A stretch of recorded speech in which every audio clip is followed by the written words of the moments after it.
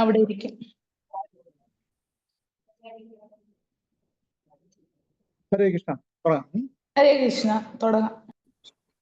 ജയോ രാധ മാധവ ജയോ കുഞ്ച ബിഹാരി ജയോ രാധ മാധവ ജയോ കുഞ്ച ബിഹാരി ജയ ഗോപീ ജനവല്ലഭ ജയോ ഗിരിവരധാരി ജയോ ഗിരിവരധാരി ജയ ഗോപീ ജനവല്ലഭ ജയോ ഗിരിവരധാരി ജയോ ഗിരിവരധാരി ജയോ യശോദനന്ദന ജയോ വ്രജനരഞ്ജന ജയോ യശോദനന്ദന ജയോ വ്രജനരഞ്ജന ജയോ യമുന തിരവനചാരി ജയോ കുഞ്ച ബിഹാരി ജയോ യമുന തിരവനചാരി ജയോ കുഞ്ച ബിഹാരി ഹരേ കൃഷ്ണ കൃഷ്ണ കൃഷ്ണ ഹരേ ഹരേ ഹരേ രാമ രാമ രാമ ഹരേ ഹരേ ഹരേ കൃഷ്ണ കൃഷ്ണ കൃഷ്ണ ഹരേ ഹരേ ഹരേ രാമ രാമ രാമ ഹരേ ഹരേ ജയോ രാധാ നീല മാധവ രാധാ നീല മാധവ രാധേ ജയോ രാധാ നീല മാധവ രാധാ നീല മാധവ രാധേ ജയ രുക്മണി ദേവി ജയോ ദ്വാരകാധി രുക്മണി ദേവി ജയോ ദ്വാരകാധി ജയ രുക്മണി ദേവി ജയോ ദ്വാരകാധി രുക്മണി ദേവി ജയോ ദ്വാരകാധി ജയോ ജഗന്നാഥ ജയോ ജഗന്നാഥ ബാലദേവ ജയോ സുഭദ്രമായി ജയോ ജഗന്നാഥ ജയോ ജഗന്നാഥ ബാലദേവ ജയോ സുഭദ്രമായി ജയോ കൃഷ്ണ ബാലരാം ജയോ കൃഷ്ണ ബാലരാം കൃഷ്ണ ബാലരാം ജയോ കൃഷ്ണ ബാലരാം ജയോ കൃഷ്ണ ബാലരാം ജയോ കൃഷ്ണ ബാലരാം കൃഷ്ണ ബാലരാം ജയോ കൃഷ്ണ ബാലരാം ജയോ ഗോരാനിദ ജയോ ഗോരാനിദ ഗോരാനിദ ജയോ ഗോരാനിദ ജയോ ഗോരാനിദ ജയോ ഗോരാനിദ ഗോരാനിദ ജയോ ഗോരാനിദ ജയ ജയ പ്രഭുപാദ പ്രഭുപാദ പ്രഭുപാദ ജയ ജയ പ്രഭുപാദ ജയ ജയ പ്രഭുപാദ പ്രഭുപാദ പ്രഭുപാദ ജയ ജയ പ്രഭുപാദ ജയ ജയ ഗുരുദേവ് ഗുരുദേവ് ഗുരുദേവ് ജയ ജയ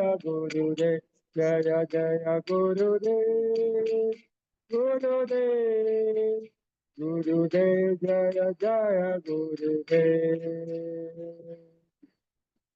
हरिनाम संकीर्तन महायज्ञ की जय. हरे कृष्णा महामंत्र युग धर्म की जय.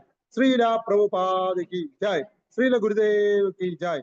गौर ब्रह्मानंदे हरि बोल. श्रीमद् भागवतम भगवद गीता पढ़ने की जय. ഓം നമോ ഭഗവതേ വാസുദേവായ. ഓം നമോ ഭഗവതേ വാസുദേവായ. ഓം നമോ ഭഗവതേ വാസുദേവായ. ഓം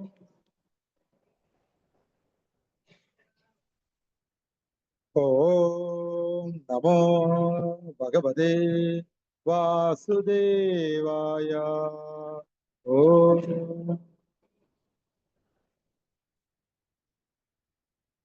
ഹരേ കൃഷ്ണ. പ്രിയപ്പെട്ട ഭക്തജനങ്ങളെ, ഭഗവാന്റെ കൃപാകടാശം കൊണ്ട് ഇന്ന് നമ്മൾ ശ്രീമദ് ഭഗവത്ഗീത 1-ാം അധ്യായം കുരുക്ഷേത്ര യുദ്ധക്കളത്തിലെ സൈന്യ നിരീക്ഷണം എന്നുള്ള അധ്യായത്തിൽ എത്രാമത്തെ ശ്ലോകമാണ് പറയുക കേൾക്കട്ടെ? Good, very good. 45-ാമത്തെ ശ്ലോകമാണ് ഇന്ന് നമ്മൾ കൃഷ്ണകൃപയാൽ ചർച്ച ചെയ്യപ്പെടുന്നത്. ശ്ലോകം വായിക്കാം, ഭക്തജനങ്ങൾ ഏറ്റുപറയുക. യദി മാമാ പ്രതീകാരമാ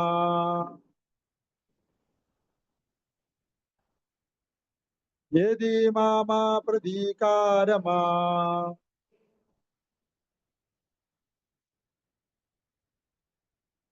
ശാസ്ത്രം ശസ്ത്രാ പ്രാണയഃ ശസ്ത്രം ശസ്ത്രാ പ്രാണയഃ ധാർതരാഷ്ട്രാരണേ ഹന്യാത് ധാർതരാഷ്ട്രാരണേ ഹന്യാത് തന്മേ ക്ഷേമതരം ഭവേത് തന്മേ ക്ഷേമതരം ഭവേത്. യദി മാമാ പ്രതീകാരാ യദി യദി മാമാ പ്രതീകാരമാ ശാസ്ത്രം ശസ്ത്രാ പ്രാണയഃ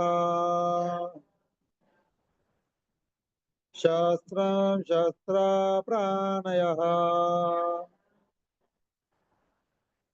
ധാർതരാഷ്ട്രാരണോ ഹന്യാത് ധാർതരാഷ്ട്രോരണേ ഹന്യാത് തന്മേ ക്ഷേമതമം ഭവേത് തന്മേ ക്ഷേമതരം ഭവേത്. യദി മാമാ പ്രതീകാരമാ ശാസ്ത്രം ശസ്ത്രാ പ്രാണയഃ ധാർതരാഷ്ട്രോരണേ ഹന്യാത് തന്മേ ക്ഷേമതരം ഭവേത്. രണ്ട് നോട്ടീസ് വായിച്ചോ. യദി മാമാ പ്രതീകാരമാ ശാസ്ത്രം ശസ്ത്രാ പ്രാണയഃ ധാർതരാഷ്ട്രോരണേ ഹന്യാത് തന്മേ ക്ഷേമതരം ഭവേത്. ഒരാളും കൂടെ വായിച്ചോളൂ.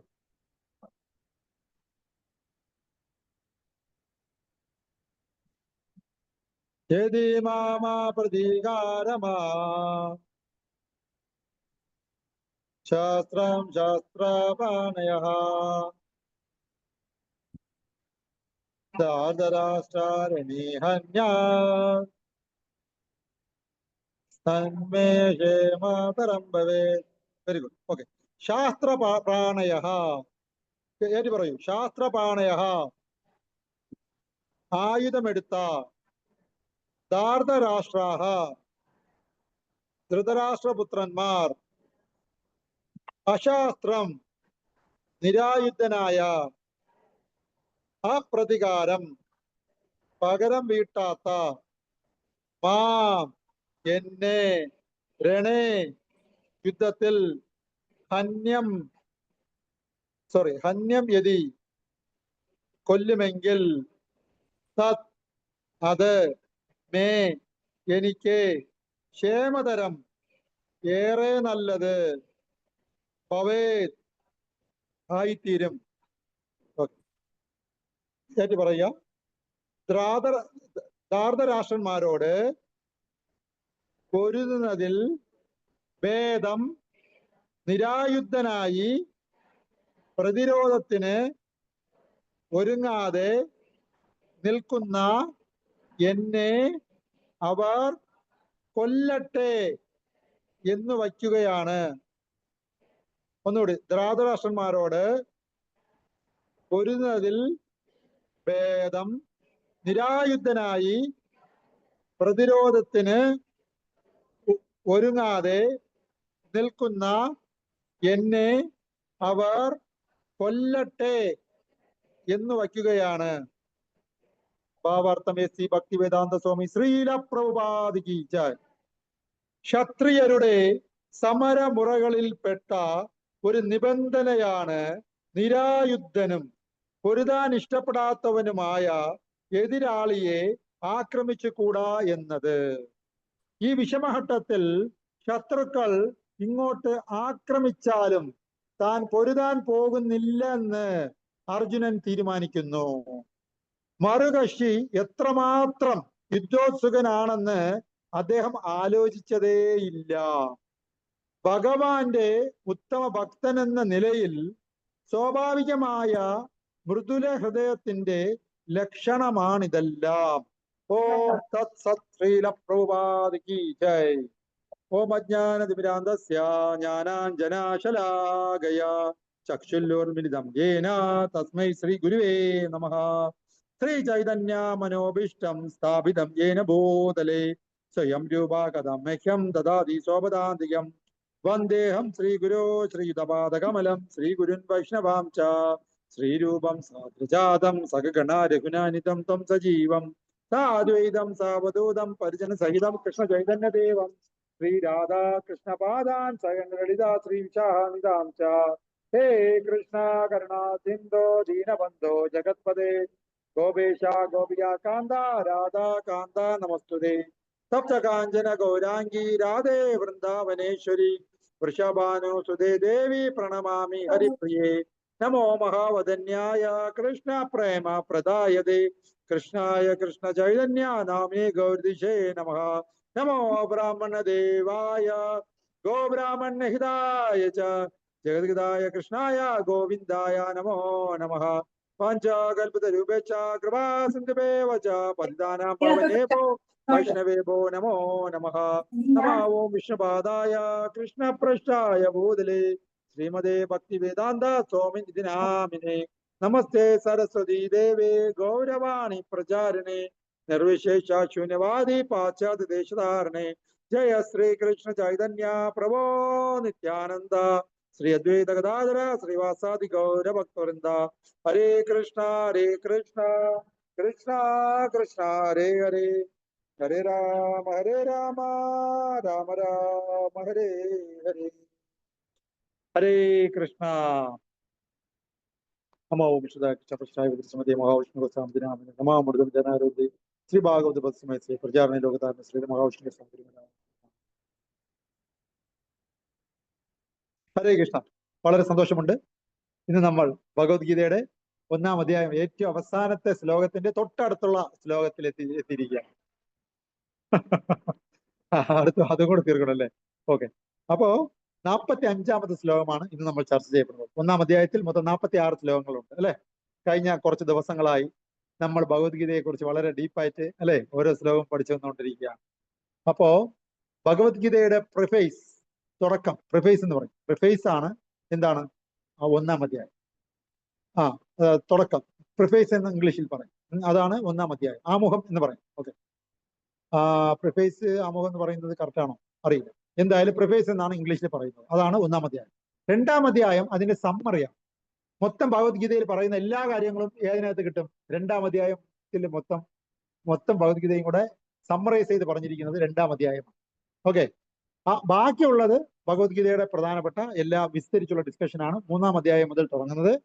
അങ്ങനെ 17-ാം അധ്യായം വരെ ഗീതയുടെ ഹൃദയഭാഗം നമ്മൾ ചർച്ച ചെയ്യും. ഏറ്റവും അവസാനത്തെ അധ്യായം അതിന്റെ കൺക്ലൂഷൻ 18-ാം അധ്യായം, ആ കൺക്ലൂഷൻ ഇങ്ങനെയാണ്. അപ്പൊ നമ്മൾ പ്രിവൈസ് ഇനി ഒരു ശ്ലോകം കൂടെ കഴിഞ്ഞാൽ തീർന്നു, 1-ാം അധ്യായം കംപ്ലീറ്റ് ആവില്ല. അപ്പോ ഒരു കണക്ഷൻ, നമ്മുടെ ലൈഫുമായിട്ട് ഒരു കണക്ഷൻ തരികയാണ് 1-ാം അധ്യായം കൊണ്ട് ഉദ്ദേശിക്കുന്നത്. ഭഗവത്ഗീത സംസാരിക്കാൻ പോകുന്നത്, ഭഗവത്ഗീത ഭഗവാൻ ശ്രീകൃഷ്ണൻ സംസാരിക്കാൻ പോകുന്നത് നമ്മുടെ ജീവിതത്തിലുള്ള പ്രശ്നത്തിന്റെ പരിഹാരമാണ് എന്ന് കാണിക്കാൻ വേണ്ടിയാണ് 1-ാം അധ്യായത്തിൽ ഉണ്ടായ സ്ഥിതിവിശേഷം എക്സ്പ്ലെയിൻ ചെയ്യുന്നത്. 1-ാം അധ്യായത്തിൽ ഉണ്ടായ സ്ഥിതിവിശേഷം എന്തെന്നാൽ, നമ്മുടെ തന്നെ സുഹൃത്തുക്കളും നമ്മുടെ തന്നെ മിത്രങ്ങളും നമുക്കെതിരായി നിൽക്കുമ്പോൾ നമ്മൾ മാനസികമായി തകർന്നു പോകും. അങ്ങനെയുള്ള ഒരു സിറ്റുവേഷൻ സംജാതമാകുമ്പോൾ നമ്മൾ ജീവിതത്തിനെ എങ്ങനെ നോക്കിക്കാണണം, ഇതാണ് ഭഗവത്ഗീതയിലെ 1-ാം അധ്യായത്തിൽ അവസാനം എത്തിച്ചേരുന്ന അർജുനന്റെ അവസ്ഥ, മാനസികാവസ്ഥ. ഈ മാനസികാവസ്ഥയിൽ ഇരിക്കുമ്പോൾ ആർക്കും ഒരു ശരിയായ ഒരു സുഹൃത്തിൽ നിന്നും ഒരു ഉപദേശം ആവശ്യമാണ്. ഇവിടെ കൃഷ്ണന്റെ ഏറ്റവും ബെസ്റ്റ് ഫ്രണ്ട് ആരാണ്? അർജുനന്റെ ഏറ്റവും ബെസ്റ്റ് ഫ്രണ്ട് ആരാണ്? കൃഷ്ണനാണ്. കൃഷ്ണൻ ആ അവസരത്തിൽ ആ ഉത്തരവാദിത്വം ഏറ്റെടുത്ത് അർജുനനെ നന്നായി ഇനി അങ്ങോട്ട് ഉപദേശിക്കാൻ പോവുകയാണ്. ഓക്കെ. അങ്ങനെ ഉപദേശിക്കുന്ന സമയത്ത് അർജുനന്റെ സുഹൃത്ത് എന്നുള്ള ഭാവം വിട്ട് കൃഷ്ണൻ അർജുനന്റെ ഗുരു എന്നുള്ള ഭാവം സ്വയം സ്വീകരിക്കുക. ഒരു ശരിയായ ഗുരു ഒരു ശിഷ്യനെ സമ്മർദ്ദത്തിൽ നിന്നും പുറത്തു കൊണ്ടുവരാൻ സഹായിക്കും. ഒരു ശരിയായ ഗുരു ശിഷ്യൻ എവിടെയെങ്കിലും ഇടിച്ചു നിൽക്കുമ്പോൾ മുന്നോട്ടുള്ള വഴി കാണിച്ചു തരും. ഒരു ശരിയായ ഗുരു മാനസികമായിട്ട് ശിഷ്യനെ ഉയർത്തും. ഒരു ശരിയായ ഗുരു ഒരു ശിഷ്യന് വേണ്ട എല്ലാ സൗഭാഗ്യങ്ങളും വാരിക്കോരി കൊടുക്കാൻ ആംബിയറുള്ള വ്യക്തിയാണ് ശരിയായ ഗുരു എന്ന് പറയുന്നത്. ഇവിടെ കൃഷ്ണൻ ആ അർത്ഥത്തിൽ, എല്ലാ അർത്ഥത്തിലും അതിന് പറ്റിയ ഒരു വ്യക്തിയാണ്. ഓക്കെ.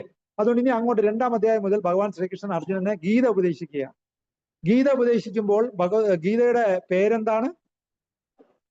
ഗീതയുടെ പേരെന്താണ്? ഭഗവത്ഗീത എന്നാണ്. ഗീത എന്ന് പറയുമ്പോൾ ഉപദേശം എന്ന്.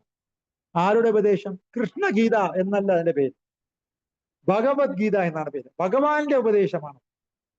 അപ്പോ ഭഗവാന്റെ ഉപദേശം ഗുരുശിഷ്യ പരമ്പരയിലൂടെ നമുക്ക് കിട്ടുമ്പോൾ അത് നേരിട്ട് ഭഗവാനിൽ നിന്ന് സ്വീകരിക്കുന്ന പോലെ തന്നെ തുല്യമാണ്. ഈ ഭഗവത്ഗീത നമ്മൾ സ്വീകരിച്ചിരിക്കുന്നത് A.C. ഭക്തിവേദാന്ത സ്വാമി ശ്രീല പ്രഭുപാദരുടെ വ്യാഖ്യാനത്തോടു കൂടിയാണ്.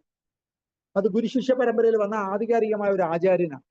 അദ്ദേഹം അത് എക്സ്പ്ലെയിൻ ചെയ്യുമ്പോൾ സ്വയം ഭഗവാൻ തന്നെ നേരിട്ട് എക്സ്പ്ലെയിൻ ചെയ്യുന്നതിന് തുല്യമാണ് എന്ന് ആദ്യം നമ്മൾ മനസ്സിലാക്കി. ഓക്കെ. ഇനി സിറ്റുവേഷൻ എന്താണെന്ന് നോക്കാം.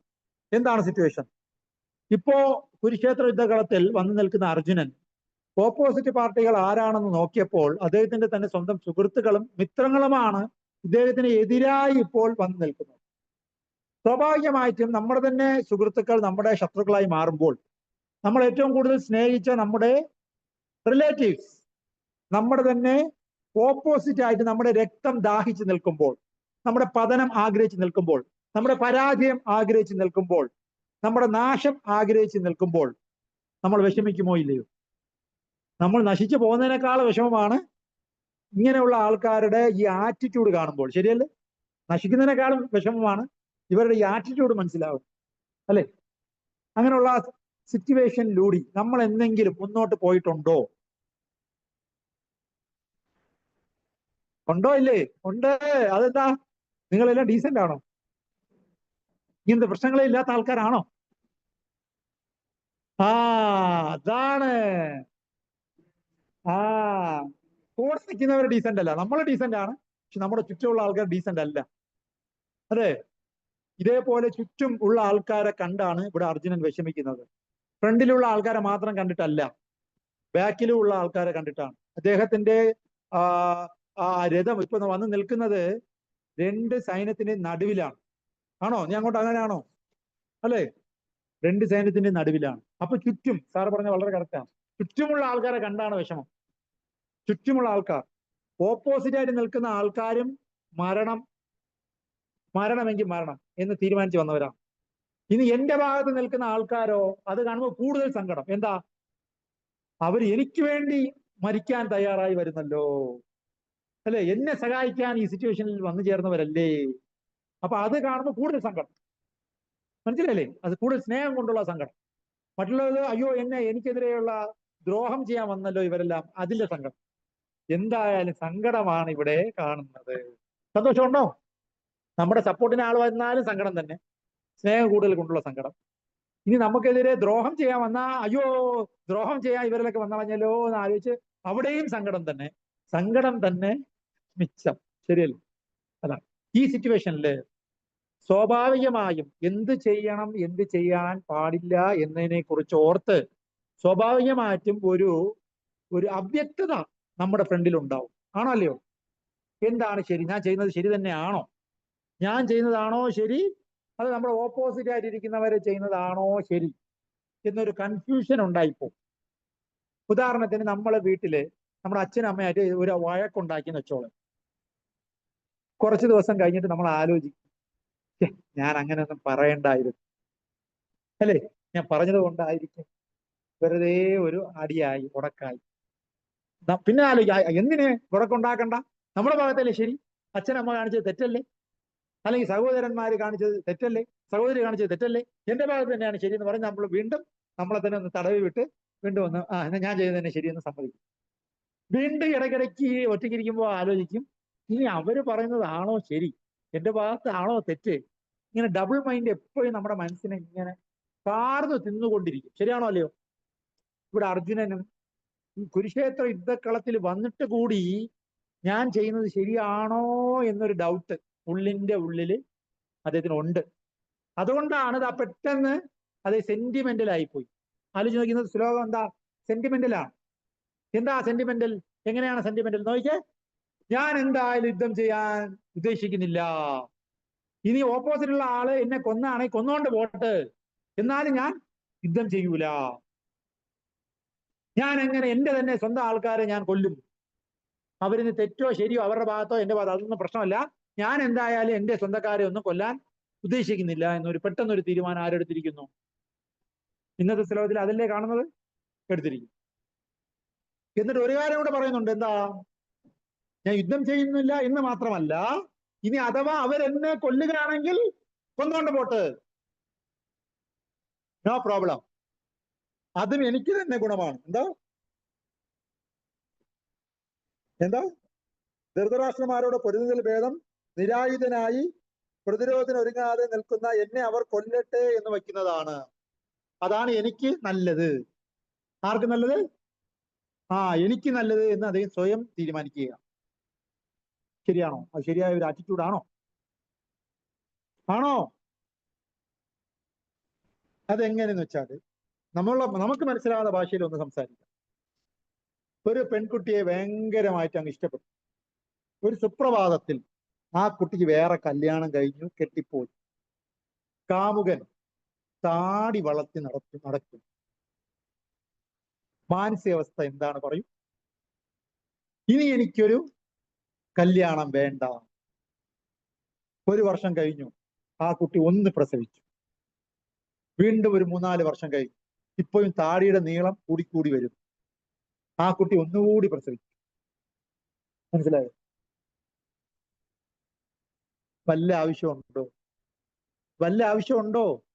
അത് ആ കുട്ടി ഒന്ന് കെട്ടിയാൽ ഇയാൾ 2 കെട്ടാൻ നോക്കണം, അല്ലേ? അതുകൊണ്ടാണ് ഇവിടെ ചർച്ചയ്ക്ക് ഈ വിഷയം എടുത്തിരിക്കുന്നത്. അതല്ലേ ശരി? ആ കുട്ടിയെ ആലോചിച്ച് താടിയുടെ നീളവും കൂടി, അതിൽ കുറെ പേനും വന്നു, അല്ലേ? പേന വരുമല്ലോ, ഇവിടെ നിന്നുള്ള പേന ഇവിടെയും കൂടെ വരുമല്ലോ. ചൊറിഞ്ഞ്. എന്തിന്? അതിന്റെ ആവശ്യമുണ്ടോ?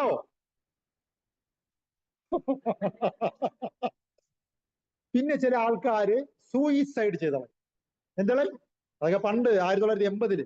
ഇപ്പൊ അങ്ങനെ ആരും ചെയ്യൂല. എന്നാലും ചെയ്തെന്ന് വെച്ചോളൂ. അതിന്റെ വല്ല ആവശ്യമുണ്ടോ? പറയൂ. അവൾ ഒന്നുകൂടി പ്രസവിക്കും, തീർന്നു, വർഷം. മനസ്സിലായില്ലേ? ഇയാളുടെ ആണ്ട് നടക്കുമ്പോൾ ഒന്നുകൂടി പ്രസവിക്കും, 3-ാമത്, തീർന്നു. ഇത്രയേ ഉള്ളൂ. അതുകൊണ്ട് ഇവൻ എന്തെങ്കിലും ഗുണമുണ്ടോ? മരിച്ച ആൾക്ക് വല്ല ഗുണമുണ്ടോ? ദോഷമല്ലാതെ എന്തെങ്കിലും ഉണ്ടോ? മനസ്സിലായോ? ചില ആൾക്കാർ അങ്ങനെയാണ്. എന്നുവെച്ചാല് സ്വയം തോറ്റ് മറ്റുള്ളവരെ പരാജയപ്പെടുത്താൻ നോക്കും. സ്വയം നശിച്ച് മറ്റുള്ളവരെ പരാജയപ്പെടുത്താം. പുരുഷൻ എന്താണ് ആഗ്രഹിക്കുന്നത്? ആ കുട്ടിയുടെ സിമ്പതിയാണ് പിടിച്ചു പറ്റാൻ ആഗ്രഹിക്കുന്നത്. അതിനാണ് താടിക്ക് നീളം കൂടുതൽ. കല്യാണം കഴിക്കാതെ ഞാൻ അവളെ ഓർത്ത് തന്നെ നടക്കുന്നു എന്നുള്ള ഒരു സിമ്പതി കിട്ടണം. ഈ ഒരു ഒറ്റ സിമ്പതിക്ക് വേണ്ടി അവന്റെ ജീവിതം അവൻ നശിപ്പിക്കുക. മനസ്സിലായോ? അത് എങ്ങനെയെന്ന് ചോദിച്ചാൽ താൻ ചത്ത് മീൻ പിടിക്കുക. മീൻ പിടിക്കാൻ ഇറങ്ങി, എവിടെ? കുളത്തിൽ ഇറങ്ങി, നീന്താ അറിഞ്ഞൂടാ, മരിച്ച്. എന്നാ 2 മീൻ പിടിച്ചു വെച്ചിട്ടുണ്ട്. ആ മീന് കൊണ്ട് അയാൾക്ക് വല്ല ഗുണമുണ്ടോ? അയാളെ ചത്തില്ലേ? നീ മീൻ പിടിച്ചിട്ട് എന്ത് കാര്യം? ഇങ്ങനെ താൻ ചത്ത് മീൻ പിടിക്കുന്ന പണി ചെയ്യുന്നത് ശരിയാണോ? ശരിയാണോ?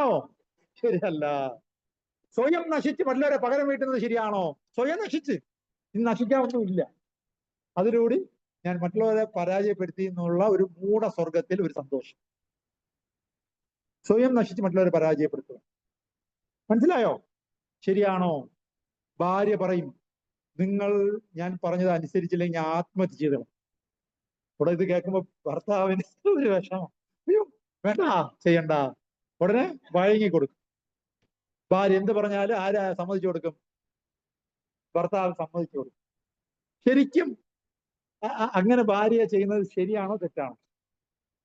നീ ചാവുകയാണെങ്കിൽ വേഗം വേണം, എനിക്ക് വേറെ കെട്ടാനാണ്, അല്ലേ? കാരണം നീ എന്റെ നല്ല സമയത്ത് ചത്താലേ എനിക്ക് വേറെ കെട്ടാൻ പെണ്ണ് കിട്ടത്തുള്ളൂ. ഞാൻ ഒരു അങ്ങറ്റം പറ്റിയിട്ട് നീ ചത്തിട്ട് എനിക്കെന്ത് കാര്യം? എനിക്ക് വേറെ നല്ല പെണ്ണ് കിട്ടൂല. അതുകൊണ്ട് ചാവണമെന്ന് തീരുമാനം ഉണ്ടെങ്കിൽ എന്ത് പറയണം? വളരെ പെട്ടെന്ന് വേണം, എനിക്ക് വേറെ നോക്കാനാണെന്ന് പറയണം. മനസ്സിലായില്ലേ? ഇങ്ങനെ പറഞ്ഞ് ഭർത്താവിനെ പേടിപ്പിച്ച് ജീവിക്കുന്ന പെൺപിള്ളേരില്ലേ? ഉണ്ടോ? ഉണ്ട്. ഇതെല്ലാം ആറ്റിറ്റ്യൂഡ് എന്താണ്? താൻ ചത്ത് മീൻ പിടിക്കുന്ന പണിയാണ്. സ്വയം നശിച്ച് മറ്റുള്ളവരെ പകരം വീട്ടുന്ന പണി. ഇത് ചെയ്യാൻ പാടുണ്ടോ? പാടില്ല. എന്നാൽ അതാണ് എനിക്ക് നല്ലത് എന്ന് ചിന്തിക്കുന്ന ആളിനെ എന്ത് ചെയ്യാൻ പറ്റും? ഇവിടെ അർജുനൻ പറയാണ്, ഞാൻ യുദ്ധത്തില് ആയുധം എടുക്കുന്നില്ല. പോരാഞ്ഞിട്ട് അവരെന്നെ കൊല്ലുകയാണെങ്കിൽ അതാണ് എനിക്ക് നല്ലതെന്നും കൂടെ ചിന്തിക്കുന്നു. ആലോചിച്ച് നോക്ക്, എന്ത് മോശപ്പെട്ട പരിപാടി. ഞാൻ ആയുധം എടുക്കുന്നില്ല, അത് തന്നെ തെറ്റ്. അത് മിലിറ്ററിയാണ്. മിലിറ്ററി ആ യുദ്ധക്കളത്തിൽ പോയിട്ട് തോക്കെടുത്ത് അതെന്തൊരു ഏർപ്പാടാണ്. പോരാഞ്ഞിട്ട് അവൻ എന്നെ കൊല്ലുകയും കൂടി ചെയ്യട്ടെ, ഒളിച്ചെങ്കിലും നിൽക്കണ്ടേ? അവൻ നമ്മളെ കൊല്ലാതിരിക്കാൻ ഒന്ന് യുദ്ധം ചെയ്യുന്നില്ല, അറ്റ്ലീസ്റ്റ് ഒളിച്ചെങ്കിലും നിൽക്കണ്ടേ ഓപ്പോസിറ്റ് പാർട്ടി കൊല്ലാതെ? അതുമില്ല. അവൻ എന്നെ കൊന്നോട്ടെ എന്നെ കൂടെ പറഞ്ഞ് നിന്നോടുത്താ അവൻ കൊന്നിട്ട് പോകും. വേറെന്തിന്? അതാണ് നല്ലതെന്ന് പറയാൻ കൊന്നിട്ട് കൂടെ പോകും.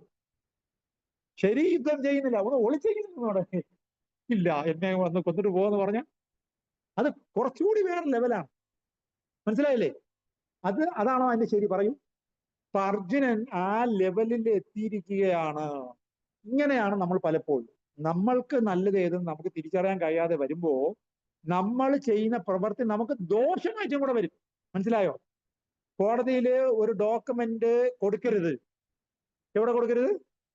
കോടതിയിൽ ഒരു ഡോക്യുമെന്റ് കൊടുക്കരുത്. കൊടുത്താൽ അത് നമുക്ക് അനുകൂലമായ ഡോക്യുമെന്റ് ആയിരിക്കണം. ഇനി അതല്ല, നമ്മൾ വല്ല ഡോക്യുമെന്റും കൊടുത്താൽ അത് നമുക്ക് എതിരാണെങ്കിൽ തദൈവ, തീർന്നു, നമ്മുടെ ജീവിതം പാഴ്. അതുകൊണ്ട് ഒരു ഡോക്യുമെന്റോ ഒരു ലെറ്ററോ നമ്മൾ കോടതിയിൽ കൊടുക്കുമ്പോൾ 10 പ്രാവശ്യം ആലോചിച്ചിട്ട് അത് എഴുതി കൊടുക്കാവും. ഒരു ഡോക്യുമെന്റ് നമ്മൾ കൊടുത്തു കഴിഞ്ഞാൽ പലപ്പോഴും ആ ഡോക്യുമെന്റ് തന്നെ നമുക്ക് എതിരാവാൻ ചാൻസ് ഉണ്ട്. അങ്ങനെയെങ്കിൽ ആ ഡോക്യുമെന്റ് കോടതിയിൽ കൊടുക്കാമോ? അങ്ങനെ ഡോക്യുമെന്റ് ഇല്ല, കളഞ്ഞു പോയെന്നങ്ങ് പറഞ്ഞേക്കണം. മനസ്സിലായോ? നമ്മളായിട്ട് കൊണ്ട് വടിയും കൊടുത്ത് 4 അടിയും മേടിച്ചിട്ട് വരാൻ പാടില്ല. ശരിയല്ലേ? ഇവിടെ അർജുനൻ യുദ്ധക്കളത്തിൽ വന്ന് നിൽക്കുകയാണ്. മനസ്സിലായോ? അപ്പൊ ഓപ്പോസിറ്റ് പാർട്ടിക്ക് ആരെ കാണാം? അർജുനനെ കാണാം. അർജുനൻ എന്തെടുക്കണം? ആയുധം എടുത്ത് ഉയർത്തേണ്ട സമയത്ത് ആയുധം തറയിൽ വയ്ക്കുന്നു, ഒളിച്ചോടുന്നില്ല. അപ്പൊ ആർക്ക് കാണാം? ഓപ്പോസിറ്റ് പാർട്ടിക്ക് കാണാം. അവർ ഒറ്റ അമ്പ് തന്നെ വിട്ട് ഇദ്ദേഹത്തിന്റെ നെഞ്ചിൽ വിട്ട് കൊന്നുകളയും. മനസ്സിലായോ? അപ്പൊ ഇദ്ദേഹം വന്ന് നിന്ന് കൊടുക്കുന്നത് ആർക്ക് ദോഷമാണ്? അദ്ദേഹത്തിന് തന്നെ ദോഷം. ആ സമയത്ത് അറ്റ്ലീസ്റ്റ് ഒളിച്ചെങ്കിലും നിൽക്കണ്ടേ? അറ്റ്ലീസ്റ്റ് സ്വന്തം ശരീരമെങ്കിലും സംരക്ഷിക്കാമല്ലോ. പോരാഞ്ഞിട്ട് അങ്ങനെ നിൽക്കുന്നതാണ് എനിക്ക് നല്ലതെന്നും കൂടെ ചിന്തിച്ചാലോ? നമുക്ക് എഗനിസ്റ്റ് ആയിട്ടുള്ളത് തന്നെയാണ് നമുക്ക് നല്ലത് എന്ന് ചിന്തിച്ചാൽ എങ്ങനെ ഇരിക്കും? മനസ്സിലായോ? മനസ്സിലായോ? അതായത് ഒരു ഒരു കൊള്ളക്കാരനെ സ്വന്തം സുഹൃത്തായിട്ട് വിചാരിച്ച് എങ്ങനെ ഇരിക്കും? അയാൾ കൊണ്ട് കൊല്ലും, ഇല്ലേ? അപ്പോ അയാളുടെ കൂടെ കൂട്ടുകൂട്ടാൻ പാടില്ല. എന്നാൽ ആ കൂട്ടുകെട്ടിലൂടി അയാൾ നമ്മുടെ സുഹൃത്താണെന്നും കൂടെ വിചാരിച്ച് എങ്ങനെ ഇരിക്കും? കൂടുതൽ ദോഷം ചെയ്യും. എന്നതുപോലെ യുദ്ധക്കളത്തിൽ വന്നിരുന്ന് ആയുധമെടുക്കാതെ നിൽക്കുന്ന അർജുനൻ കുറച്ചുകൂടി ദോഷത്തിലേക്ക് പോകുന്നത് മറ്റുള്ള ആൾക്കാർ എന്നെ കൊല്ലുമെങ്കിൽ കൊന്നോട്ടെ എന്ന് വിചാരിക്കുന്നതാണ്. കാരണം എന്ത്? ഇവിടെ അർജുനൻ കൊല്ലപ്പെട്ടാൽ അത് അർജുനന് മാത്രമല്ല അത് ബാധിക്കാൻ പോകുന്നത്, അത് ആ രാജ്യത്തിലെ നീതി ആഗ്രഹിക്കുന്ന ആ രാജ്യത്തിനെ മുഴുവനും ബാധിക്കാൻ പോവുകയാണ്. ഇത് ഒരു സിവിലിയൻ അല്ല, ഇതൊരു പട്ടാളമാണ്. പട്ടാളം കൊല്ലപ്പെട്ടാൽ ആ ഒരു അതിര് പൊളിഞ്ഞു പോയി. പൊളിഞ്ഞു കഴിഞ്ഞാൽ പിന്നെ എന്താണ്? ഓപ്പോസിറ്റ് പാർട്ടി ആ അതിര് ഭേദിച്ച് രാജ്യത്തിനകത്ത് കയറി പാവപ്പെട്ട ആൾക്കാരെ ഉപദ്രവിക്കാൻ തുടങ്ങും. മനസ്സിലായോ? അപ്പൊ അതിന് തടസ്സം നിൽക്കുന്ന ആരാണ്? അർജുനനെ പോലുള്ള വീര പോരാളികളാണ്. അതിനെ അനുവദിക്കാതെ, പാവങ്ങളെ ഉപദ്രവിക്കാത്ത രീതിയിൽ പ്രൊട്ടക്ഷൻ തരുന്നത് അർജുനനെ പോലുള്ള പടയാളികളാണ്. അപ്പൊ പടയാളികൾ സ്വയം മരിക്കാൻ തീരുമാനിച്ചാൽ അതിന്റെ ദോഷം അയാൾക്ക് മാത്രമാണോ? ആ രാജ്യത്തിനും കൂടിയാണ്. മനസ്സിലായോ? അതുകൊണ്ട് അത് ഒരിക്കലും സമ്മതിച്ചു കൊടുക്കാൻ പറ്റത്തില്ല.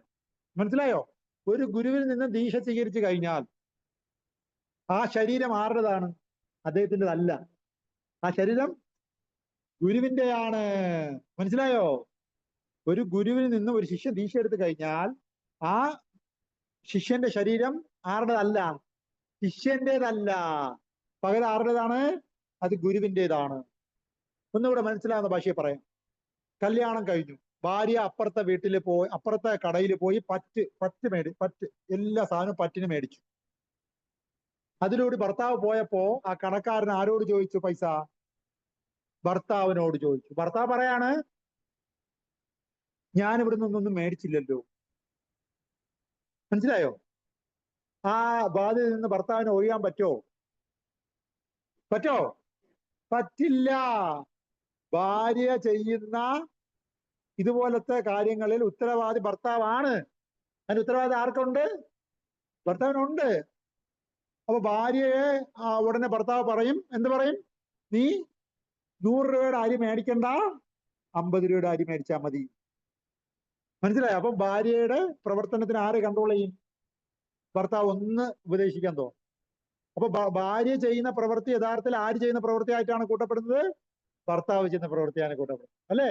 എന്നതുപോലെ അർജുനൻ ഇവിടെ പിന്മാറിയാൽ ആ രാജ്യം പിന്മാറി എന്നാണ് കണക്ക് കൂട്ടപ്പെടുന്നത്. അർജുനൻ യുദ്ധത്തിന് പിന്മാറിയാൽ അർജുനൻ പിന്മാറിയെന്നല്ല, ആ രാജ്യം ആ യുദ്ധത്തിന് പിന്മാറി എന്നാണ്. രാജ്യം പരാജയപ്പെട്ടു എന്നാണ്. അപ്പൊ പരാജയപ്പെട്ടു കഴിഞ്ഞാൽ ഒരു യുദ്ധത്തിൽ ഒരു രാജ്യം പരാജയപ്പെട്ടു, ഒരു രാജ്യം വിജയിച്ചു. അപ്പോ പരാജയപ്പെട്ട രാജ്യം വിജയിച്ച രാജ്യത്തിന്റെ അടിമകളാണ്. പിന്നെ ആ രാജ്യം മുഴുവനും അടിമപ്പണി ചെയ്യണം. ആരുടെ? വിജയിച്ച ആ രാജ്യത്തിന്റെ അടിമപ്പണി ചെയ്യണം. മനസ്സിലായോ? അപ്പൊ അതിന് ആരാണ് കാരണക്കാരൻ? യഥാർത്ഥത്തിൽ യുദ്ധം ചെയ്യാതെ നിൽക്കുന്ന അർജുനനാണ് അതിന് കാരണം. അത് അപ്പൊ അർജുനന്റെ മാത്രം സ്വന്തം ഇഷ്ടത്തിൽ അങ്ങനെ ഒരു തീരുമാനം എടുക്കാൻ അധികാരം അർജുനുണ്ടോ? ഇല്ല. അതിന്റെ അധികാരി ആ രാജ്യം ഭരിക്കുന്ന രാജാവിന് മാത്രമേ അങ്ങനെ ഒരു തീരുമാനം എടുക്കാൻ അധികാരമുള്ളൂ. അല്ലാതെ അവിടെ അയച്ച വെറും ഒരു പോലീസുകാരനല്ല, എന്താ ഒരു മിലിറ്ററിക്ക് മാത്രം സ്വയം തീരുമാനം എടുക്കാൻ അധികാരം ഇല്ല. മനസ്സിലായോ? ഭാര്യ ചെയ്യുന്ന പ്രവൃത്തിക്ക് ഉത്തരം പറയേണ്ടത് ആരാണ്? ഭർത്താവാണ്. എന്നതുപോലെ അർജുനൻ ചെയ്യുന്ന പ്രവൃത്തിക്ക് ഉത്തരം ആര് പറയണം? ആ രാജ്യത്തെ രാജാവ് ഉത്തരം പറയേണ്ടി വരും. ആ പരാജയം അർജുനൻ മാത്രമല്ല പരാജയം സമ്മതിക്കേണ്ടി വരുന്നത്, രാജാവും പരാജയം സമ്മതിക്കേണ്ടി വരും. കാരണം അതിലൂടെ ഈ ഓപ്പോസിറ്റ് പാർട്ടികൾ രാജ്യത്ത് കയറി പാവപ്പെട്ടവരെല്ലാം വധിക്കും, അവിടെ പൊള്ളയടിക്കും. അപ്പൊ അതിനൊക്കെ കാരണക്കാരനായ അർജുനൻ മാറുന്നത് കൊണ്ട് അർജുനന്റെ പേഴ്സണൽ തീരുമാനം ഇവിടെ മുഖവിലേക്ക് എടുക്കാൻ കഴിയില്ല. അതുകൊണ്ട് അർജുനൻ നിർബന്ധമായിട്ട് ആ കർത്തവ്യ നിർവഹണത്തിൽ നിന്നും പിന്മാറാൻ പാടില്ല. ഇതാണ് ന്യായം. എന്നാൽ അർജുനൻ അത് ചെയ്യാൻ തയ്യാറാണ്. അർജുനൻ ചെയ്യാൻ ഇപ്പൊ അറ്റ് പ്രസന്റില് മാനസികാവസ്ഥയിൽ തയ്യാറല്ല. പക്ഷെ അർജുനന് വലിയ പണിഷ്മെന്റ് ഒന്നും കൊടുക്കേണ്ട ആവശ്യമില്ല. എന്താണ്? നല്ലൊരു കൗൺസിലിംഗ് കൊടുത്താൽ മതിയാണ്. മനസ്സിലായോ? അർജുനന് ചെറിയ ഡൗട്ടാണുള്ളത്. ചെയ്യുന്ന പ്രവൃത്തി കറക്റ്റ് ആണോ, ശരിയാണോ, നല്ലതാണോ, ചീത്തയാണോ, ഇതാണോ ശരി, ഒരു കൺഫ്യൂഷൻ ആണ് ഉള്ളത്. അപ്പൊ എന്ത് മതി? നല്ലൊരു കൗൺസിലിംഗ് മതി. അടിയോ ഇടിയോ ഒന്നും വേണ്ട. അതിനുള്ള തെറ്റൊന്നും അർജുനൻ ചെയ്തിട്ടില്ല, ഒരു കൺഫ്യൂഷൻ. അതുകൊണ്ട് തന്നെ കൃഷ്ണൻ ഉടനെ ആ കുറവ് മനസ്സിലാക്കി അർജുനന് ഒരു നല്ലൊരു കൗൺസിലറിന്റെ ആവശ്യമുണ്ടെന്ന് മനസ്സിലാക്കി സ്വയം ഒരു കൂട്ടുകാരനായിരുന്നിട്ട് കൂടി ഇപ്പൊ സിറ്റുവേഷന്റെ ആ സീരിയസ്നെസ് ഉൾക്കൊണ്ട് അർജുനന് പറ്റിയ ഒരു കൗൺസിലറായി സ്വയം ആര് മാറുകയാണ്? ഭഗവാൻ തന്നെ സ്വയം അങ്ങ് മാറുകയാണ്. ഒരു ഡോക്ടറിന്റെ ട്രീറ്റ്മെന്റ് നമ്മുടെ കൂട്ടുകാരന് ആവശ്യമുണ്ട്, പക്ഷെ അടുത്ത ഡോക്ടർ ഇല്ല. ഉടനെ ഫസ്റ്റ് എയ്ഡ് ചെയ്യുന്ന ജോലി ആര് ഏറ്റെടുക്കണം? സ്വയം കൂട്ടുകാരൻ തന്നെ ഫസ്റ്റ് എയ്ഡ് ഒക്കെ കൊടുത്ത് അവനെ ഒന്ന് ഡോക്ടറിന്റെ പ്രാഥമിക പണി ഉടനെ ചെയ്തു കൊടുക്കും, അല്ലെ? എന്നതുപോലെ ഇവിടെ പ്രാഥമിക പണി ചെയ്യാൻ വന്ന ആള് തന്നെ ഡോക്ടറാണ്. ആരാണ്? കൃഷ്ണനേക്കാളും വലിയൊരു കൗൺസിലർ ഉണ്ടോ? കൃഷ്ണനേക്കാളും വലിയൊരു ഗുരു ഉണ്ടോ? അതുകൊണ്ട് ഈ പ്രശ്നത്തിന് പരിഹരിക്കാൻ പറ്റിയ ഇതിനേക്കാളും വലിയൊരു ഡോക്ടർ വേറെ ഇല്ല. ആരാണ്? ഡ്രൈവറായിട്ട് നിൽക്കുന്ന കൃഷ്ണൻ തന്നെ സ്വയം MBBS കാരനാണ് എങ്കിൽ ആ ഡോക്ടറിന്റെ ട്രീറ്റ്മെന്റ് അവിടെ കിട്ടൂലേ? അല്ലേ? ഇപ്പൊ ഡോക്ടറായിട്ട് വരേണ്ട വ്യക്തിയുടെ അതേ ക്വാളിഫിക്കേഷൻ ഉള്ള ആളാണ് ഇപ്പൊ അർജുനന്റെ ഫ്രണ്ടിൽ ഡ്രൈവറായിട്ടിരിക്കുന്നത്. ആരാണത്? കൃഷ്ണ, ഭഗവാൻ സ്വയം ശ്രീകൃഷ്ണൻ തന്നെ. അപ്പൊ അദ്ദേഹം തന്നെയാണ് അതിന് പറ്റിയ ആള്. അതുകൊണ്ടാണ് കൃഷ്ണഗീത എന്ന് പേര് കൊടുക്കാതെ ഇനി കൃഷ്ണൻ ഉപദേശിക്കാൻ പോകുന്ന ആ ഗീതയുടെ പേര് ഭഗവത്ഗീത എന്ന് പേര് കൊടുക്കാൻ കാരണം he is the suit person. Krishnan തന്നെയാണ് ഈ അവസരത്തിൽ ഉപദേശം നൽകാൻ സൂട്ടായ വ്യക്തി. മനസ്സിലായോ? അപ്പൊ ഇതുപോലത്തെ മാനസികാവസ്ഥ കർത്തവ്യ നിർവഹണവുമായിട്ട് ബന്ധപ്പെട്ട് നമുക്ക് എന്തെങ്കിലും ഒരു ബുദ്ധിമുട്ട് വരികയാണെങ്കിൽ ഗുരുശിഷ്യ പരമ്പരയിലൂടെ വന്ന ആചാര്യന്മാര് എഴുതിയ ഭാവാർത്ഥമുള്ള ഭഗവത്ഗീത എടുത്ത് വായിക്കുകയാണെങ്കിൽ നമ്മുടെ ഭൗതികമായ എന്ത് പ്രശ്നത്തിനും ഉത്തരം തീർച്ചയായിട്ടും നമുക്ക് ഈ കലിയുഗത്തിലും കിട്ടും. ഭൗതിക ആധ്യാത്മികമായ എന്ത് പ്രശ്നത്തിനും പരിഹാരം ഭഗവത്ഗീത തന്നെയാണ്. കാരണം കൃഷ്ണൻ സ്വയം നേരിട്ട് അർജുനന് ഉപദേശിച്ചതാണ്. ഈ ഉപദേശം അർജുനന് വേണ്ടി മാത്രമാണോ? അർജുനനെ നിമിത്തമാക്കി നമ്മളെ ഓരോരുത്തർക്കും വേണ്ടി കൃഷ്ണൻ ഉപദേശിച്ചതാണ്. ഒട്ടുമുക്കാൽ എല്ലാവരുടെയും പ്രശ്നം ഒരുപോലെയാണ്. അർജുനനുള്ളത് പോലത്തെ സിറ്റുവേഷനാണ് ഒട്ടുമുക്കാൽ ആൾക്കാർക്കും വരുന്നത്. അതുകൊണ്ട് ഒരു കോമൺ പ്ലാറ്റ്ഫോമിൽ ഇതുപോലത്തെ പ്രശ്നം വന്നാൽ എന്ന് പറഞ്ഞ് അർജുനനെ മുൻനിർത്തിക്കൊണ്ട് നമ്മുടെ എല്ലാവരുടെയും കോമൺ പ്രശ്നം കൃഷ്ണൻ പരിഹരിക്കുക. എന്താണ് കോമൺ പ്രശ്നം? മൊത്തം പ്രധാനമായിട്ടും 3 പ്രശ്നങ്ങളാണ് നമുക്ക് നേരിട്ടുള്ളത്, നമ്മൾ അഭിമുഖീകരിക്കുന്നത്. ഒന്ന് ആദി ഭൗതികം, ആദി ദൈവീകം, ആധ്യാത്മികം എന്നിങ്ങനെ 3 പ്രശ്നം എല്ലാവർക്കും ഉണ്ട്. എന്താണ് ആദി ഭൗതിക പ്രശ്നം? നമ്മളല്ലാതെയുള്ള മറ്റൊരു വ്യക്തി കാരണം നമുക്കുണ്ടാവുന്ന ദുഃഖം. അതുണ്ടോ? ഒരു കൊതുക് കടിച്ചു, മറ്റൊരു ജീവി നമ്മളെ കടിച്ചതല്ലേ. മറ്റൊരാളെ നമ്മളെ നോക്കി 2 അടി അടിച്ചു, നമ്മൾ അടിക്കാൻ നിൽക്കുന്നു. ഇതെല്ലാം ആദി ഭൗതിക ദുഃഖമാണ്. പറയൂ, ആദി ഭൗതിക ദുഃഖം. നമ്മളല്ലാതെയുള്ളൊരു മറ്റൊരു ജീവി കാരണം നമുക്കുണ്ടാവുന്ന ദുഃഖം. ഇപ്പൊ അർജുനന് ഏത് ദുഃഖമാണ് വന്നിരിക്കുന്നത്? ആദി ഭൗതിക ദുഃഖം. ഓപ്പോസിറ്റ് ആൾക്കാർ അടിക്കാൻ നിൽക്കുകയാണ്. അപ്പൊ അദ്ദേഹത്തിന് അത് കണ്ട് മനവിഷമം ഉണ്ടായി, അല്ലേ? അതിന്റെ പേരാണ് ആധ്യാത്മിക ദുഃഖം. പറയൂ. ഇപ്പൊ യഥാർത്ഥത്തില് അടി കൊണ്ടിട്ടില്ല. കൊണ്ടോ? ഓപ്പോസിറ്റ് ആൾക്കാർ അമ്പ് അയച്ച് നെഞ്ചിൽ കൊണ്ടോ? ഇല്ല. അപ്പൊ അടിക്കാൻ നിൽക്കുകയാണ്. അപ്പൊ ആദ്യ ഭൗതിക ദുഃഖം ഫ്രണ്ടിൽ നിൽക്കുന്നത് കണ്ടുള്ള ആധ്യാത്മിക ദുഃഖമാണ് അർജുനന് വന്നിരിക്കുന്നത്. ആധ്യാത്മിക ദുഃഖം എന്ന് പറഞ്ഞാൽ അയ്യോ ഇവരൊക്കെ വന്നു കളഞ്ഞല്ലോ നമുക്കെതിരായി എന്ന് വിഷമിക്കുന്ന ഒരവസ്ഥ. അദ്ദേഹത്തിന് ആരാണ് വിഷമിപ്പിച്ചത്? അദ്ദേഹത്തിന്റെ മനസ്സാണ് വിഷമിപ്പിച്ചത്. ആരാണ്? അദ്ദേഹത്തിനെ വിഷമിച്ച അദ്ദേഹം തന്നെയാണ്, അല്ലേ? അല്ലാതെ അമ്പൊന്നും കൊണ്ട് ശരീരം വേദനിച്ചിട്ടില്ലല്ലോ. എന്നാൽ മനസ്സിന് വേദന ഉണ്ടായിരിക്കുന്നു, സ്വന്തം മനസ്സ് വിഷമിക്കുന്നു. അതിന്റെ പേരാണ് ആധ്യാത്മിക ദുഃഖം. പറയൂ, ആധ്യാത്മിക ദുഃഖം. പിന്നെ ഒന്ന്, നമ്മളോ മറ്റു ജീവജാലങ്ങളോ അല്ലാതെ പ്രകൃതിയാൽ തന്നെ നമുക്ക് വന്നു ചേരുന്ന കുറെ ദുഃഖങ്ങൾ. ഉദാഹരണത്തിന് പേമാരി, സുനാമി, കൊടും ചൂട്, കൊടും തണുപ്പ്, ഇതൊക്കെ പ്രകൃതിയാൽ നമുക്ക് കിട്ടുന്ന ദുഃഖമാണ്. ഇത് ദേവി ദേവന്മാര് നമുക്ക് തരുന്ന ദുഃഖങ്ങളാണ്. അതുകൊണ്ട് ആ ദുഃഖത്തിന്റെ പേര് ആദി ദൈവീക ദുഃഖം എന്ന് പറയും. മനസ്സിലായോ? ഈ 3 ദുഃഖങ്ങളല്ലാതെ ഒരു ദുഃഖം ഈ ലോകത്തിൽ കണ്ടുപിടിക്കപ്പെട്ടിട്ടില്ല. കേൾക്കുന്നുണ്ടോ? ഈ 3 ദുഃഖങ്ങളാണ് അർജുനനും അനുഭവിച്ചത്. അത് തന്നെയാണ് നമ്മളും അനുഭവിച്ചുകൊണ്ടിരിക്കുന്നത്. അതുകൊണ്ട് ഇതിന്റെ പരിഹാരം എല്ലാവർക്കും കൂടെ ചേർത്താണ് കൃഷ്ണൻ ഭഗവത്ഗീതയിൽ ഉപദേശിക്കുന്നത്. മനസ്സിലായോ? അതുകൊണ്ട് അർജുനന് വേണ്ടി മാത്രമല്ല, അത് നമുക്കും കൂടെ ആണെന്ന് പറയാൻ കാരണം ഈ 3 ദുഃഖങ്ങളെ അർജുനനും ഉള്ളൂ, ഈ 3 ദുഃഖമേ എല്ലാ ബദ്ധജീവാത്മാക്കൾക്കും ഉള്ളൂ. നമ്മൾ ബദ്ധജീവാത്മാവ് കൊണ്ട് നമുക്ക് ഈ 3 ദുഃഖമാണ് ഉള്ളത്. മനസ്സിലായോ? ഇതിനെ വേറൊരു രീതി പറയുകയാണെങ്കിൽ 4 തരം ദുഃഖമുണ്ട് എല്ലാവർക്കും. ഭൗതിക ലോകത്തിൽ എല്ലാവർക്കും 4 തരം ദുഃഖമുണ്ട്. മറ്റൊരു രീതിയിൽ പറയാം. എന്താണത്? 1 ജനനം കൊണ്ടുള്ള ദുഃഖം, 2 മരണം കൊണ്ടുള്ള ദുഃഖം, 3 വാർദ്ധക്യം കൊണ്ടുള്ള ദുഃഖം, 4 രോഗം കൊണ്ടുള്ള ദുഃഖം. കേൾക്കുന്നുണ്ടോ? ഈ ദുഃഖം അർജുനനുമുണ്ട്, നമുക്കുമുണ്ട്. ഒന്നുകൂടി: ജനനം കൊണ്ടുള്ള ദുഃഖം, മരണം കൊണ്ടുള്ള ദുഃഖം, രോഗം കൊണ്ടുള്ള ദുഃഖം, വാർദ്ധക്യം കൊണ്ടുള്ള ദുഃഖം. മനസ്സിലായോ? ഇതാണ് ഭൗതിക ലോകത്തിന്റെ മറ്റൊരു സ്വഭാവം. ഇതേ സ്വഭാവം അർജുനന്റെ കാലഘട്ടത്തിലും ഉണ്ടായിരുന്നു. അതേ പ്രശ്നം നമ്മൾ ജീവിക്കുന്ന കാലഘട്ടത്തിലും ഉണ്ട്. അപ്പൊ ഈ 4 നേരത്തെ പറഞ്ഞ 3 പ്രശ്നങ്ങളിൽ നിന്നും എങ്ങനെ നമുക്ക് അതിജീവിക്കാം എന്നതിനെ കുറിച്ചുള്ള ഉപദേശമാണ് ഭഗവത് ഗീത. അപ്പൊ അത് അർജുനന് വേണ്ടി മാത്രമുള്ള ഉപദേശമാണോ? ആ പ്രശ്നം അഭിമുഖീകരിക്കുന്ന എല്ലാവർക്കും വേണ്ടിയുള്ള പ്രശ്നമാണ്, ഉപദേശമാണ്. അപ്പൊ നമുക്കും കൂടെ ചേർത്തുള്ള ഉപദേശം. മനസ്സിലായോ? അല്ലാതെ എന്റെ ഓപ്പോസിറ്റ് ആയിട്ടുള്ള ആൾക്കാർ അമ്പും വില്ലും കൊണ്ട് എന്റെ ഫ്രണ്ട് നിൽക്കുന്നില്ലല്ലോ, അതുകൊണ്ട് ഭഗവത്ഗീത ഉപദേശം ആർക്ക് വേണ്ടി മാത്രമാണ്? അർജുനന് വേണ്ടി മാത്രമാണ് എന്ന് വിചാരിക്കരുത്. ആദ്യ ഭൗതിക ദുഃഖം ഉണ്ടോ? ആധ്യാത്മിക ദുഃഖം ഉണ്ടോ?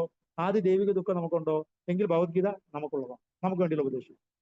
ജനനം കൊണ്ടുള്ള ദുഃഖം ഉണ്ടോ? മരണം കൊണ്ടുള്ള ദുഃഖം ഉണ്ടോ? രോഗം കൊണ്ടുള്ള ദുഃഖം ഉണ്ടോ? വാർദ്ധക്യം കൊണ്ടുള്ള നമ്മൾ താമസിക്കുന്ന ഈ സ്ഥലത്തിന്റെ പേര് ദുഃഖാലയം അശാശ്വതം എന്നാണോ കൃഷ്ണൻ പേരിട്ടിരിക്കുന്നത്? നമ്മുടെ വീടിന്റെ നടയിൽ എല്ലാവരും എഴുതിയിരിക്കും. എന്താണ്? ലക്ഷ്മി നിവാസ്. അല്ലേ? അല്ലേ? ലക്ഷ്മി നിവാസ്. വേറെന്താ? 4-5 പേര് പറയൂ. നിങ്ങളുടെ വീട്ടിന്റെ ഓരോരുത്തരുടെ വീടിന്റെ പേര് പറയൂ. വീട്ടുപേര് പറയൂ. ശ്രീകുലം. സ്ത്രീകൾ മാത്രമേ ഉള്ളൂ? അല്ല, ശ്രീകുമാറും കൂടെ ഉണ്ട്. അപ്പൊ ശ്രീ വെച്ച് തുടങ്ങുന്ന എല്ലാവരും അവിടെ ഉണ്ട്. ഓക്കെ, അടുത്തത് പറയൂ. ശ്രീകോവിൽ. നല്ല പേര്, കൊള്ളാം. അടുത്തത്. എല്ലാവരും സ്ത്രീയിലാണല്ലോ കളി.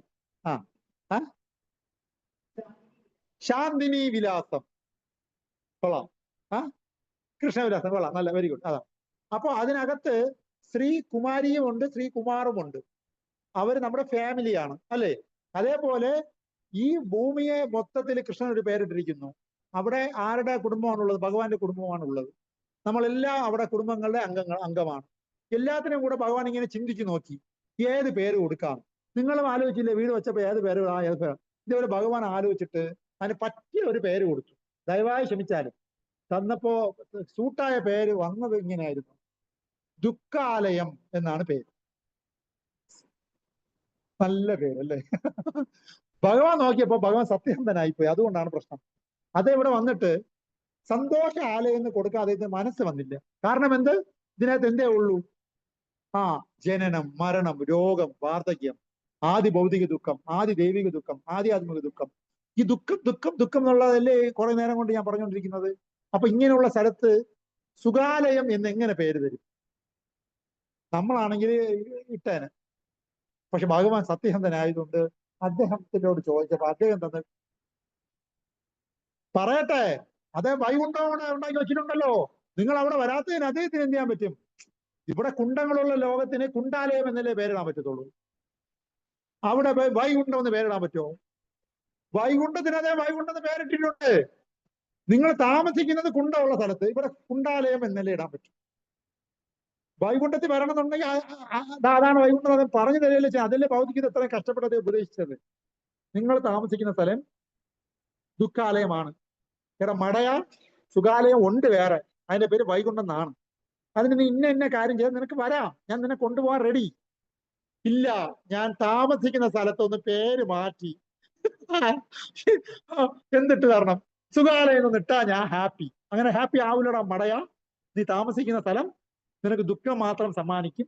അതുകൊണ്ട് നീ ഒരു കാര്യം ചെയ്, അവിടെ നിന്ന് നിന്നെ തൂക്കി സുഖാലയത്തേക്ക് ഞാൻ കൊണ്ടുവിടാം. അത് വേണ്ട. അത് ആർക്ക് വേണ്ട? ആർക്ക് വേണ്ട? നമുക്ക് വേണ്ട.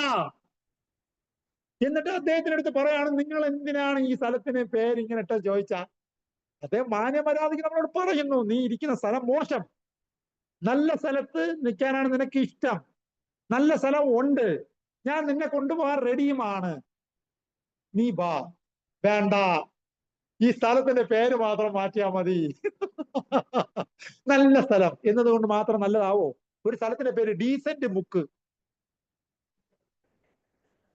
ഉള്ളതുകൊണ്ടാണ് ഞാൻ പറഞ്ഞത്. ഡീസന്റ് മുക്ക്, പേരെന്താ? ഡീസന്റ് മുക്ക്. എന്നാൽ കോടതിയിൽ വന്ന് നിൽക്കുന്ന പ്രതികളെല്ലാം വന്നിരിക്കുന്നത് ഡീസന്റ് മുക്കിൽ നിന്നാണ്. കോടതിയില് പ്രതികളുടെ കൂട്ടിൽ കയറിയിരിക്കുന്നത് എവിടെയാ സ്ഥലം ചോദിച്ചപ്പോ ഡീസന്റ് മുക്കാണ്. മനസ്സിലായോ?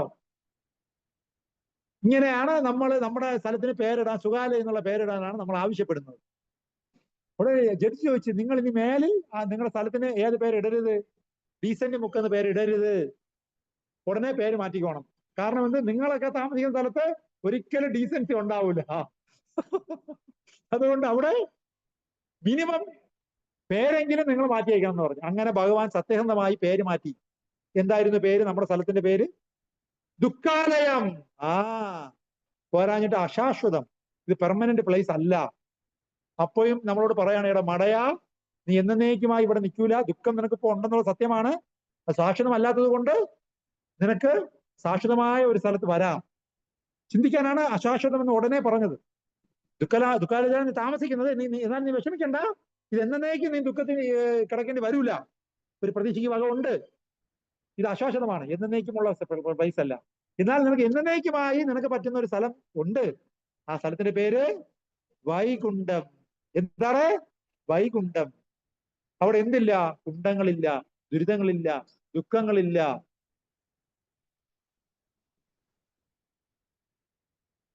അവിടെ എന്തേ ഉള്ളൂ?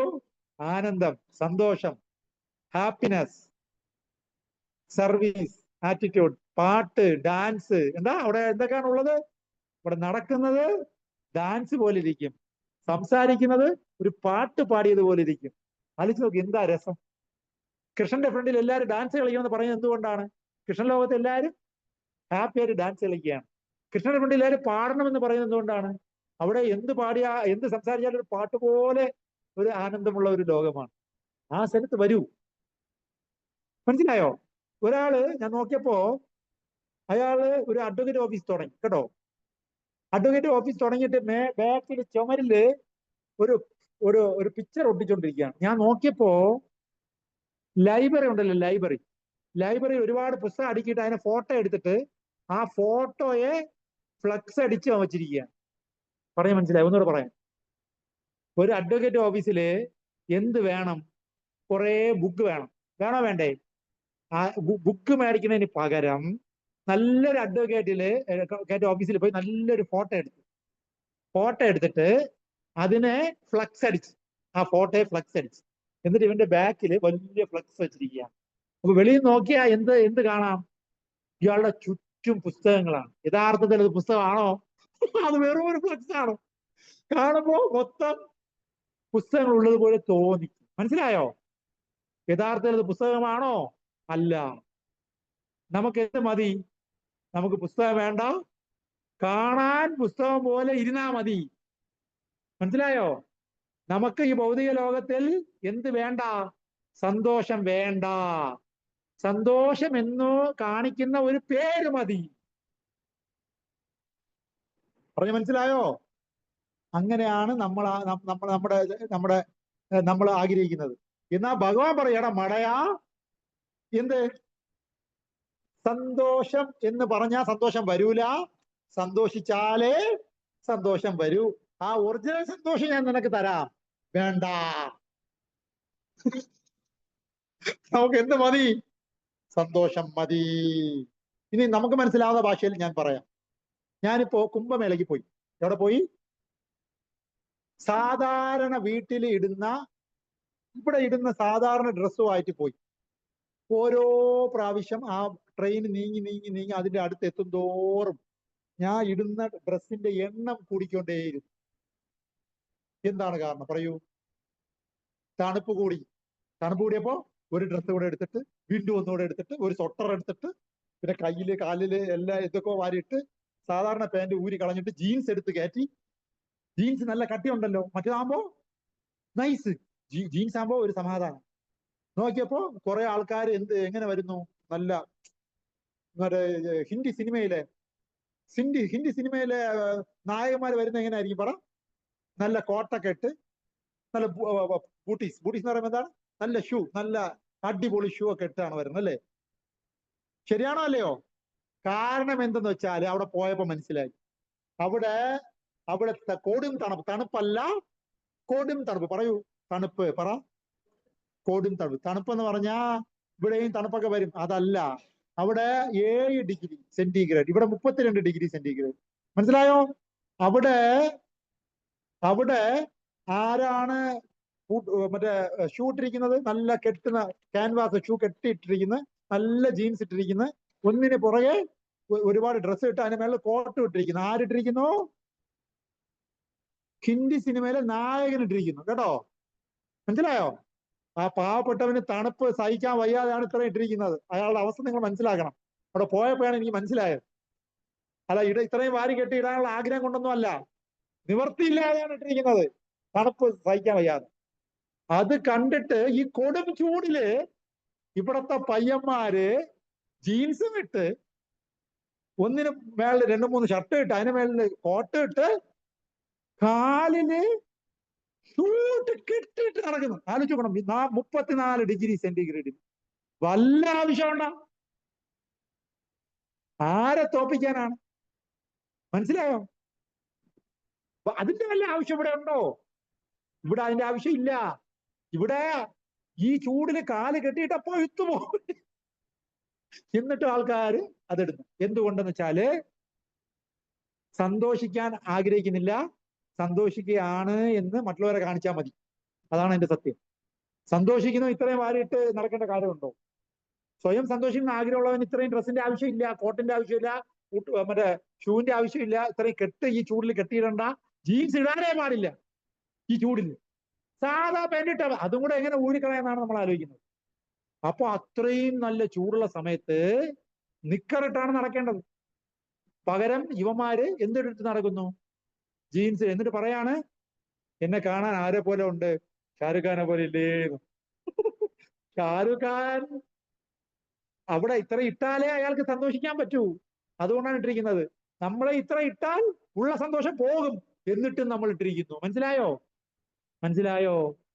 അപ്പൊ പറയാണ്, അറിയാവുന്ന വിവരമുള്ള ആള് പറയാണ്, എടാ മടയാ, ഈ ചൂടില് ഈ പൂട്ടീസിന്റെ ആവശ്യമില്ല, ഈ ഷൂവിന്റെ ആവശ്യമില്ല, സാധാ ചെരുപ്പിട്.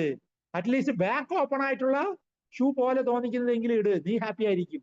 ഇല്ല, ഷോക്സ് ഇട്ട് അതിന്റെ മേളിൽ ഷൂ ഇട്ട് 34-40 ഡിഗ്രി സെന്റിഗ്രേഡിൽ ആൾക്കാർ നടക്കുകയാണ്, നട്ടുച്ചയ്ക്ക് നട റോട്ടിൽ.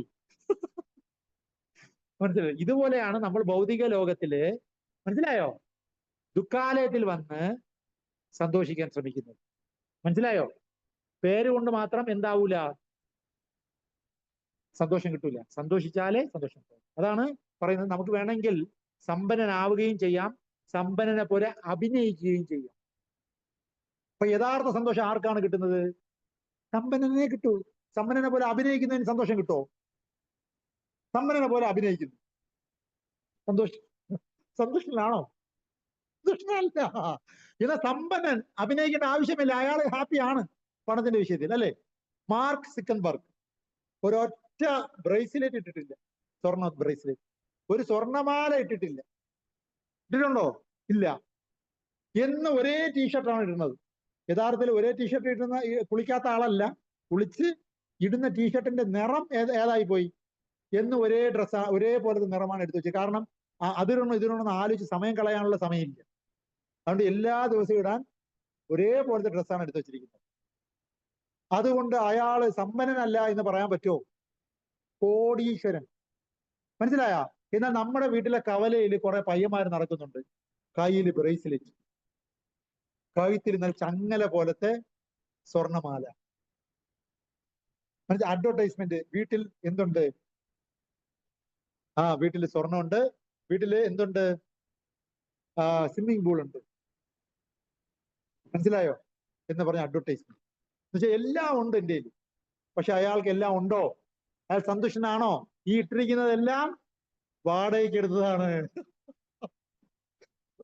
ഈ ഇട്ടിരിക്കുന്നതെല്ലാം സ്വർണ്ണ മുക്കാണ്, സ്വർണം ആണെന്ന് കാണിക്കാൻ വേണ്ടിയിട്ടിരിക്കുന്നതാണ്. മനസ്സിലായ? ശരിയല്ലേ? അയാൾ പേഴ്സണലി ഹാപ്പി ആണോ? ഹാപ്പി അല്ല. അതുപോലെ ഭൗതിക ലോകത്തിൽ വന്ന് സുഖിക്കാൻ പറ്റാത്ത സ്ഥലമാണ്. ഇവിടെ വന്ന് സുഖമാണോ അങ്ങോട്ടും ഇങ്ങോട്ടും ചോദിക്കുന്നത്, സുഖമാണോ? 4 പേര് കുടുംബം ചോദിക്കുന്നത് സുഖമാണോ? തിരിച്ച് റെഡിമെയ്ഡ് ആൻസർ, സുഖം തന്നെ. അയാൾ സുഖിച്ചിട്ടാണോ സുഖമാണെന്ന് പറയുന്നത്? അല്ല എന്ന് കേൾക്കുന്നവനും അറിയാം, പറയുന്നവനും അറിയാം. പിന്നെ ഈ ചോദ്യം എന്തിനാണ് എല്ലാരും ചോദിക്കുന്നത്? ഇനി വേറൊരു തമാശ. ഒരാൾ ഹോസ്പിറ്റലിൽ അഡ്മിറ്റ്,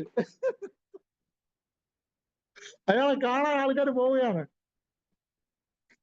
ഹോസ്പിറ്റലിൽ അഡ്മിറ്റ് 4 ദിവസമായി. ഇപ്പൊ സുഖമാണോ എന്ന് ചോദിക്കും. ചോദ്യമേ തെറ്റ്. അസുഖമായി കൊണ്ടാണ് അയാൾ അവിടെ വന്നിരിക്കുന്നത്. ഇപ്പൊ എങ്ങനെ ഉണ്ട്? ഇവിടെ അയാൾ തിരിച്ചു പറയാണ്, ഇപ്പൊ കുറവുണ്ടെങ്കിൽ ആ മളയാ, പിന്നെ നീ ഇവിടെ നിൽക്കണമെന്ന് ഡിസ്ചാർജ് ചെയ്ത് വീട്ടിൽ പോയിക്കൂടാ. അപ്പൊ കുറവില്ലാത്തതുകൊണ്ടല്ലേ അയാൾ അഡ്മിറ്റ് ആയിരിക്കുന്നത് പോയും, അല്ലേ? എന്നാലും ഇയാൾ ചോദിച്ചിന് അയാൾ റെഡിമെയ്ഡ് ആൻസർ എന്നും പറയും പോലെ പറഞ്ഞു പോയി, ഇപ്പൊ കുറച്ച് കുറവുണ്ട്. എന്ത് കുറവാണുള്ളൂ? ഒരു കുറവില്ലാത്തതുകൊണ്ടല്ലേ അഡ്മിറ്റ് ചെയ്തിരിക്കുന്നത്, ശരിയല്ലേ? എന്നാലും ഈ മടയൻ വീണ്ടും ചോദിക്കും, ഇപ്പൊ കുറവുണ്ടോ? അയാൾ തിരിച്ച് ഇപ്പൊ കുറവുണ്ട്, വന്നതിനേക്കാളും കുറവുണ്ട്. ഒരു കുറവുമില്ല, എല്ലാരും കഷ്ടപ്പെടുകയാണ്. മനസ്സിലാവും? ഇവിടെ എല്ലാവർക്കും നമ്പർ ഉണ്ട്. 365, 234, 45, 566. എന്നിട്ട് ഒരു ചർച്ച എന്താണ്? അയ്യോ അയാൾ പക്ക കള്ളനല്ലേ എന്ന്. എല്ലാവർക്കും വെള്ള ഡ്രസ്സാണ്, സീരിയൽ നമ്പർ ഉണ്ട്. സംസാരിക്കുന്നത് മൂന്നാമത്തെ ഒരു വ്യക്തിയെ കുറിച്ച്. ചർച്ചാ വിഷയം അയാൾ കള്ളനാണെന്നുള്ളത്. സംഭവം നടക്കുന്ന സ്ഥലം ജയിലാണ്. പറഞ്ഞ മനസ്സിലായ? ജയിലിൽ വന്നതേ ഏതോ കള്ളത്തരം ചെയ്തിട്ടാണ്. അവിടെ ഇരിക്കുന്നവരെല്ലാ കള്ളന്മാരാണ്. സീരിയൽ നമ്പർ അനുസരിച്ച് വന്നതിന്റെ സീനോട്ട് കാണിക്കപ്പെടുന്നുണ്ട്. 365, 425, 510. അതിൽ ഏറ്റവും ലാസ്റ്റ് ആയിട്ട് വന്നവനെ എത്രയോ വർഷം കൊണ്ട് ജയിലിടിഞ്ഞാലും വെളിയിൽ പോവാത്തവൻ പറയാണ് അവൻ പക്ക കള്ളനല്ലേ എന്ന്. മനസ്സിലായോ? മനസ്സിലായോ? അവൻ കള്ളനാണെന്ന് പറയാനുള്ള യോഗ്യത ഇവനുണ്ടോ? അവൻ പുതിയ ആള്, ഇപ്പൊ ഒരു ചെറിയ കള്ളൻ. ഇവൻ പണ്ടേ പേരും കള്ളൻ. അവൻ പറയണം അവൻ പക്ക കള്ളനല്ലേ. ഇതുപോലെയാണ് ഇതിനകത്തുള്ള ചർച്ച. മനസ്സിലായി? ഇവിടെ ആരും സന്തോഷിക്കുന്നില്ല, എല്ലാരും സന്തോഷം അന്വേഷിക്കുന്നവരാണ്. മനസ്സിലായോ? സന്തോഷം ആർക്കും കിട്ടുന്നില്ല. ആർക്കാണ് യഥാർത്ഥ സന്തോഷം എന്ന് കൃഷ്ണൻ പറയുന്നു? ആരാണോ ഭഗവാൻ കൃഷ്ണനും അവനവനും തമ്മിലുള്ള ആത്മബന്ധം മനസ്സിലാക്കിയത് അവൻ മാത്രമേ ഹാപ്പി ആയിരിക്കത്തുള്ളൂ. ആരാണോ ഭക്തിയുക്ത ഭഗവത് സേവനം ഭഗവാൻ ചെയ്യുന്നത് അവൻ മാത്രമേ ഹാപ്പി ആയിരിക്കത്തുള്ളൂ. അവൻ ഈ ഭൗതിക ലോകത്തായിക്കോട്ടെ ആധ്യാത്മിക ലോകത്തായിക്കോട്ടെ അവൾ വളരെ സെൽഫ് സഫീഷ്യന്റ് ആയിരിക്കും. എന്താണ്? വേറെ ഒന്നും അദ്ദേഹത്തിന് ആഗ്രഹമില്ല, ഒന്നും ആവശ്യമില്ല. അദ്ദേഹത്തിന്റെ മറ്റൊരു പേരാണ് ആത്മരാമൻ. പറയൂ, ആത്മരാമൻ. ഒന്നും വേണ്ട, ഹാപ്പി. എനിക്ക് വെളിയിൽ നിന്ന് ഒന്നും വേണ്ട, ഞാൻ ഹാപ്പിയാണ്. മനസ്സിലായോ? നമ്മൾ ആത്മരാമനായോ? ചോദ്യം. നമ്മൾ ഓരോരുത്തർ ആത്മരാമന്മാരാണോ? ചോദ്യം. എങ്കിൽ ക്യൂവിൽ നിൽക്കുമ്പോൾ നീ വെപ്രാളം പെടുന്നത് എന്തിനാണ് സുഹൃത്തെ? ക്യൂവിൽ നിൽക്കുമ്പോ ക്യൂവിന് ഇത്ര നീളം, വെപ്രാളം. ഇവിടെ ഫ്രണ്ടിലുള്ളവനെ ഒരു തള്ളു, അവ അപ്പുറത്ത് അവരെ പോയി ഇടിച്ച്, അവ ഇവനെ ചീത്ത പിടിച്ച്, അവിടെ മൊത്തം അടി ബഹളം. ആത്മരാമനാണോ കക്ഷി? അല്ല. ഏത് സിറ്റുവേഷൻ വന്നാലും സമാധാനമായിട്ട് നിൽക്കാൻ കഴിയുന്നവനാണ് ആത്മരാമൻ. നമ്മൾ ആത്മരാമനാണോ? അല്ല. നമുക്ക് ഈ വെപ്രാളം വരുന്നുണ്ടെങ്കിൽ അതിനർത്ഥം നമ്മൾ ആത്മരാമൻ അല്ല. ഒറ്റയ്ക്കിരിക്കുമ്പോ സമയം പോകുന്നില്ല, ബോറടിക്കുന്നു. അപ്പുറത്തെ ജനലിലൂടെ എത്തി നോക്കി പുതിയ പ്രശ്നം സ്റ്റാർട്ടായി. ആത്മരാമനാണോ? ആത്മരാമനല്ല. വെറുതെ ഇരിക്കുന്നു, ബോറടിച്ചു, കലിങ്കിൽ പോയിരുന്നു. ആ കലിങ്കിൽ അന്ന് വരാത്തവനെ കുറിച്ച് കുറ്റം എല്ലാരും കൂടെ ഇരുന്നു. അതല്ലേ അതിന്റെ സ്റ്റൈല്. വന്നവരെ കുറിച്ച് കുറ്റം പറഞ്ഞാൽ ചെവിട്ടിൽ അടി കിട്ടും, വരാത്തവനെ കുറിച്ച് പറഞ്ഞാൽ ഒരു പ്രശ്നമില്ല, കുറെ സമയം പോയി കിട്ടും. ആത്മരാമനാണോ നമ്മൾ? നമ്മൾ ആത്മരാമനല്ല. എന്നാൽ ഹരേ കൃഷ്ണ മഹാമന്ത്രം ജപിക്കുന്ന ആൾക്കാർ ആത്മരാമനാവാൻ പ്രാക്ടീസ് ചെയ്യുന്നവരാണ്. മനസ്സിലായോ? ആരുമില്ല. സമാധാനായി കുറച്ചു നേരം ഇരുന്ന് ജപിക്കാമല്ലോ, ശല്യത് സ്വസ്ഥമായിട്ട് കുറച്ച് ജപിക്കട്ടെ. ഒറ്റ മനുഷ്യനില്ല, സമാധാനായി. കൃഷ്ണ ഹരേ കൃഷ്ണ ഹരേ കൃഷ്ണ കൃഷ്ണ കൃഷ്ണ ഹരേ ഹരേ ഹരേ രാമ രാമ രാമ ഹരേ ഹരേ. ഒറ്റയ്ക്കിരിക്കുമ്പോൾ സമയം നന്നായി പ്രയോജനപ്പെടുത്താൻ ആർക്കേ അറിയാവൂ? ഒരു കൃഷ്ണഭക്തന് മാത്രമേ അറിയാവൂ. മറ്റുള്ളവരെ ചൊറിഞ്ഞുകൊണ്ടിരുന്നാലേ അവർക്ക് സമാധാനമുള്ളൂ. ഒന്നുകിൽ അവർ ടി വി കാണും, അല്ലെങ്കിൽ പത്രം വായിക്കും, അല്ലെങ്കിൽ അപ്പുറത്തെ വീട്ടിൽ എത്തി നോക്കും, അല്ലെങ്കിൽ കലിങ്കിൽ പോയിരിക്കും. ഇതൊക്കെ എന്തുകൊണ്ടാണ്? സ്വയം തൃപ്തനല്ലാത്തത് കൊണ്ടാണ്. ആത്മരാമനല്ലാത്തത് കൊണ്ടാണ്, സ്വയം സംതൃപ്തിപ്പെടാൻ അറിഞ്ഞാത്തത് കൊണ്ടാണ്, ആ വിദ്യ പരിശീലിക്കാത്തത് കൊണ്ടാണ്. എന്നാൽ ഹരേ കൃഷ്ണ മഹാമന്ത്രം ജപിക്കാനുള്ള വിദ്യ അറിയാവുന്നവൻ എന്ത് ചെയ്യും? മിണ്ടാതെ ഇരുന്ന് ആ സമയം പ്രയോജനപ്പെടുത്തി 4-5 റൗണ്ട് ജപിച്ച് തീർക്കും. ക്യൂവിലാണോ? ഓ രക്ഷപ്പെട്ടു, ഈ ക്യൂ അങ്ങ് എത്തുമ്പോൾ എങ്ങനെയാലും 5 മിനിറ്റ് 7 മിനിറ്റ് ആവും, ഒരു മാല അങ്ങ് ജപിച്ചേക്കാം. അവൻ ആ സമയത്തിന് നന്നായി യൂട്ടിലൈസ് ചെയ്യാൻ പഠിച്ചു. ഓട്ടോമാറ്റിക്കലി പ്രഭുപാദ് അതാണ് പറയുന്നത്, കൃഷ്ണഭക്തിയിൽ വന്നാൽ ഓട്ടോമാറ്റിക്കലി നമുക്ക് എല്ലാ സർവ്വ നല്ല ഗുണങ്ങളും വന്നു ചെയ്യും. വായന ശീലം വളർത്താൻ വേണ്ടി കവല പ്രസംഗം. ആ കവല പ്രസംഗിക്കുന്ന പുസ്തകം കണ്ട തലകറങ്ങും. മനസ്സിലായില്ലേ? ഇവിടെ അങ്ങനല്ല. ഇവിടെ ഹരേ കൃഷ്ണ പ്രസ്ഥാനത്തിൽ വരുമ്പോൾ ഓട്ടോമാറ്റിക്കലി നമ്മുടെ വായനാശീലം വളരും. 7 AM മോർണിംഗ് ക്ലബ്. എത്ര AM ക്ലബ്? 7 മണിക്ക് ജയിക്കാൻ വേണ്ടി 7 AM morning club WhatsApp group. ഇവിടെ ഹരേ കൃഷ്ണ ഭക്തന്മാർ 7 മണിയാകുമ്പോൾ ജപം തീർന്നു. അതിന് മുമ്പേ 2 മണിക്കൂർ 3 മണിക്കൂർ മുമ്പേ ജയിച്ചെന്നാണ് അതിനർത്ഥം. ഓട്ടോമാറ്റിക്കലി അയാൾക്ക് നാച്ചുറലി നല്ല സ്വഭാവം, രാവിലെ ജയിക്കുന്ന സ്വഭാവം വരികയാണ്, സ്വാഭാവികമായിട്ട് വരികയാണ്. മനസ്സിലായോ? ഹരേ കൃഷ്ണ ഭക്തന്മാരെ അങ്ങോട്ടും ഇങ്ങോട്ട് കാണുമ്പോൾ ഹരേ കൃഷ്ണ എന്ന് പറയും, ചിരിക്കും, സ്നേഹത്തോടെ സംസാരിക്കും, അല്ലെ? അപ്പൊ റിലേഷൻഷിപ്പ് മാനേജ്മെന്റ് അവിടെ നടക്കുകയാണ്. മനസ്സിലായോ? അപ്പൊ ഹരേ കൃഷ്ണ പ്രസ്ഥാനത്തില് ഹരേ കൃഷ്ണ മഹാമന്ത്രം ജപിച്ച് നമ്മൾ ഈ ഭക്തന്മാരോട് സത്സംഗം ഒക്കെ ചെയ്തു വരുമ്പോൾ നമ്മുടെ ലൈഫിൽ വമ്പൻ പരിവർത്തനം വരികയാണ്. നമ്മൾ സെൽഫ് സാറ്റിസ്ഫൈഡ് ആവാൻ നമ്മൾ പഠിക്കുക. നമ്മൾ പോലും അറിയാതെ നമ്മുടെ ലൈഫിൽ വമ്പൻ പരിവർത്തനം വരികയാണ്. കാരണം ഭക്തി എന്ന് പറയുന്നത്, കൃഷ്ണഭക്തി എന്ന് പറയുന്നത് ഒരു സയൻസ് ആണ്. ആ ദിവ്യമായ ജ്ഞാനമാണ് ഇനി അങ്ങോട്ട് കൃഷ്ണൻ അർജുനനോട് അങ്ങോട്ട് പറഞ്ഞു കൊടുക്കാൻ പോകുന്നത്. അങ്ങനെ കൊടുക്കുന്ന ആ ഉപദേശത്തിന്റെ പേര് ഭഗവത്ഗീതയ എന്നാണ്. ആ ഭഗവത്ഗീത പഠിക്കാൻ നമുക്ക് മഹാഭാഗ്യം ഭഗവാൻ തരട്ടെ. എല്ലാ ആഴ്ചയും നമുക്ക് ഒരുമിച്ച് ഇങ്ങനെ കൂടാനുള്ള മഹാഭാഗ്യം ഭഗവാൻ തരട്ടെ. വന്നു ചേർന്ന എല്ലാവർക്കും ആത്മാർത്ഥമായ ഹൃദയപൂർവ്വം നന്ദി പറയുന്നു. നന്ദി. ഹരേ കൃഷ്ണ. Thank you. ഇന്നത്തെ വിഷയവുമായി ബന്ധപ്പെട്ട് എന്തെങ്കിലും ഡൗട്ട്സോ എന്തെങ്കിലും കമന്റ്സോ ഉണ്ടെങ്കിൽ ദയവായി പറഞ്ഞു.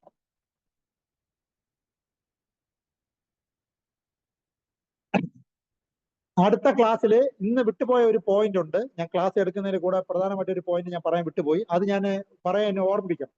Inability and unwillingness. പറയൂ. Inability and unwillingness. ഇൻഎബിലിറ്റി എന്ന് പറയുമ്പോൾ നമുക്ക് ഏതെങ്കിലും കാര്യം ചെയ്യാൻ കഴിവില്ലാതിരിക്കുന്നത് കൊണ്ട് ആ ജോലി ചെയ്യുന്നില്ല, അതിൽ ന്യായമുണ്ട്.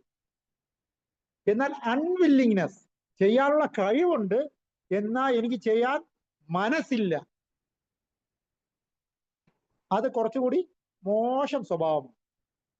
കഴിവില്ലാത്തത് കൊണ്ട് ഒരു കാര്യം ചെയ്യാൻ പറ്റാത്തതും, കഴിവുണ്ട് എന്നാൽ എനിക്ക് മനസ്സില്ല എന്ന് പറയുന്നത് കൊണ്ട് ചെയ്യാൻ പറ്റാത്തതും രണ്ടും രണ്ട് സ്റ്റേജാണ്. ഇവിടെ അർജുനന് യുദ്ധം ചെയ്യാൻ കഴിവുണ്ടോ? കഴിവുണ്ട്. എന്നാൽ എന്താണ് ഇല്ലാത്തത്? മനസ്സാണ് ഇല്ലാത്തത്. അപ്പൊ അത് തെറ്റ്. അതിനെയാണ് കൃഷ്ണൻ അങ്ങോട്ട് ഖണ്ഡിക്കാൻ പോകുന്നത്. കഴിവില്ലാത്തത് കൊണ്ട് നീ ചെയ്തില്ല എങ്കിൽ നിന്നെ കുറ്റം ഞാൻ പറയില്ല. എന്നാൽ കഴിവുണ്ടായിരുന്നിട്ടും മനസ്സില്ലാത്തത് കൊണ്ട് ചെയ്തില്ലെങ്കിൽ അത് തെറ്റാണെന്ന് പറഞ്ഞു. നമ്മുടെ സ്കൂളിൽ നമ്മുടെ പിള്ളേരെ നമ്മൾ ഉപദേശിക്കും, എന്താണ്? നിനക്ക് 100-ന് 100 മേടിക്കാനുള്ള കഴിവുണ്ട്, എന്നാൽ നിനക്ക് മനസ്സില്ലാത്തത് കൊണ്ട്, പഠിക്കാൻ മനസ്സില്ലാത്തത് കൊണ്ട് നീ പഠിക്കാതിരിക്കുന്നത് തെറ്റ് എന്നാണ് അമ്മമാർ ഉപദേശിക്കുന്നത്, അല്ലെ? അതേപോലെ അർജുനന് ഒരു ഉപദേശം വേണ്ടിയിരിക്കുന്നു. അർജുന, നിനക്ക് കഴിവില്ലാത്തത് കൊണ്ട് നീ പിന്മാറിപ്പോയാൽ നിന്നെ കുറ്റം പറയാൻ പറ്റില്ല. ഇനി നിനക്ക് കഴിവുണ്ട്, നിനക്ക് മനസ്സില്ല എന്ന് പറഞ്ഞ് നീ ചെയ്യേണ്ട കർത്തവ്യം നിന്ന് പിന്മാറിപ്പോയാൽ അത് തെറ്റ് എന്ന അങ്ങോട്ട് അർജുനനെ കൃഷ്ണൻ ഉപദേശിക്കാൻ പോവുകയാണ്. ഓക്കെ, ഈ ശ്ലോകമായിട്ട് ബന്ധപ്പെട്ട് അങ്ങനെ. Hare Krishna. Thank you. Okay. ग्रंथराज श्रीमद् भागवत भगवद्गीता की जय, श्रील प्रभुपाद की जय, श्रील गुरुदेव की जय, गौर प्रमानंदे। हरि हरि बोल। हरे कृष्ण।